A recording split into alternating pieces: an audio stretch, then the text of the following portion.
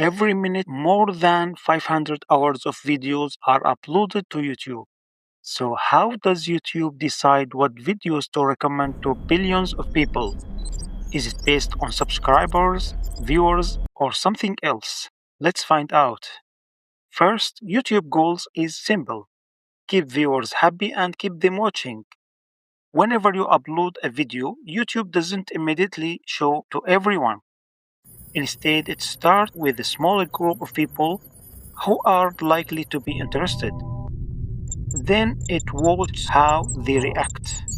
Do they click on the video? Do they keep watching? Do they leave after a few seconds? Or do they watch until the end? This is why two numbers are extremely important. CTR, click-through rate, and audience retention. CTR measures how many people click after seeing your thumbnail and title. Retention measures how long they stayed. Imagine we have two videos. The first gets a lot of click, but people leave after 20 seconds.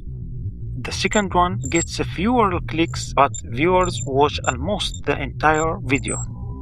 YouTube will usually prefer the second one because watch time is important. But that's not all. YouTube doesn't push videos, viewers pull videos. If people enjoy your content, YouTube simply recommend to more people. Actually, YouTube often show videos to non-subscribed first. If they enjoy it, the algorithm keep expanding the audience. Viewer satisfaction and watch time are much more important. So every recommendation on YouTube is basically a prediction. The platform asks itself, will this person enjoy this video? And billions of times every day, it tries to answer that questions.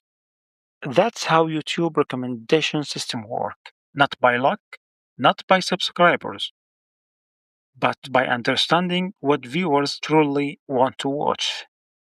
What should we explain next? Leave your ideas in the comments, and if you love discovering how things actually work, subscribe and let me see you in the next one.